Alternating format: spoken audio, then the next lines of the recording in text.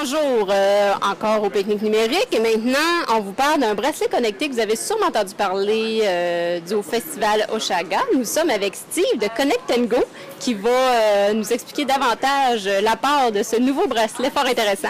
Bonjour Karine, oui, effectivement, on a eu la chance de travailler avec Evenco là-dessus cette année pour augmenter, si on veut, l'immersion participative dans l'événement chez AGA. Donc, dans un premier niveau, au niveau transaction, on avait un petit lecteur comme ça qui est finalement seulement qu'un iPod, muni d'une puce. Et donc, le principe, c'est que le bracelet, lui aussi, est muni d'une puce. Et donc, lorsqu'on connecte les deux ensemble comme ça, on voit que donc, le bracelet est valide à ce moment-là. Donc, ça, c'est le premier niveau du contrôle d'accès. Une fois que le participant est entré à l'intérieur, il retrouve des bornes comme ça placées un petit peu partout sur le site. Et ce que ça fait, c'est que au préalable, lui, lorsqu'il a reçu son billet, c'est enregistré, donc avant de se présenter à l'événement, sur Internet, sur le site de Connect & Go et de chez AGA. Et donc, lorsqu'il arrive, il n'y a pas besoin de refaire quelques manipulations que ce soit. Il y a seulement qu'à présenter son bracelet devant la borne, comme ça ici. Et donc, là, on a un premier niveau d'interactivité qui est de prendre une photo. Donc, cette borne-là peut être placée devant la scène d'un groupe. Lorsque la photo est prise, on peut directement la partager sur Facebook.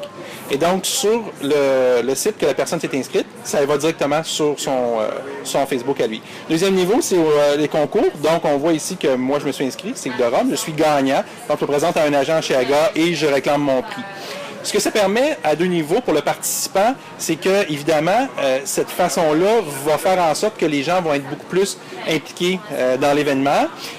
Au niveau de l'amplification aussi des médias sociaux, on a en temps réel vraiment si on veut, la participation comme telle des gens qui sont sur l'événement. Évidemment, d'un point de vue aussi marketing pour les organisateurs, bien, ça donne beaucoup plus de renseignements sur les déplacements sur le site, comment les gens consomment et tout ça.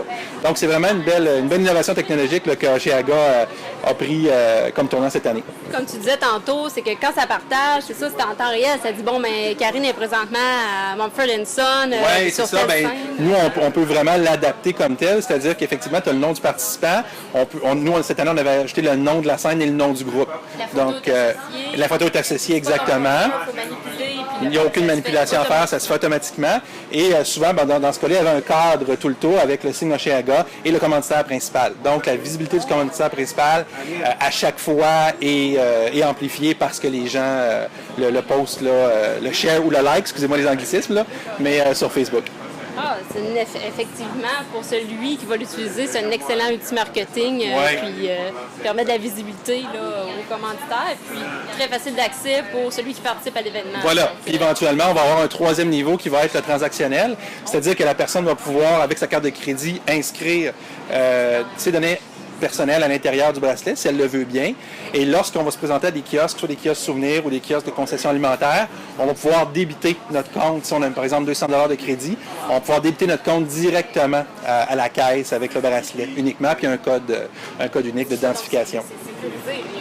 Oui, c'est sécurisé. Oui, tout à fait, tout à fait. C'est comme l'utilisation d'une carte de crédit si on veut maintenant avec la puce, sauf qu'au lieu d'avoir la carte de crédit comme telle et la puce, c'est le bracelet qui remplace ça. Donc, on n'a pas besoin de manipuler la carte et tout ça. Donc, un bracelet multifonctionnel. Multifonctionnel, exactement. Ah, ben merci beaucoup, Steve. Puis, on va sûrement se voir au WAC 2014 cette année.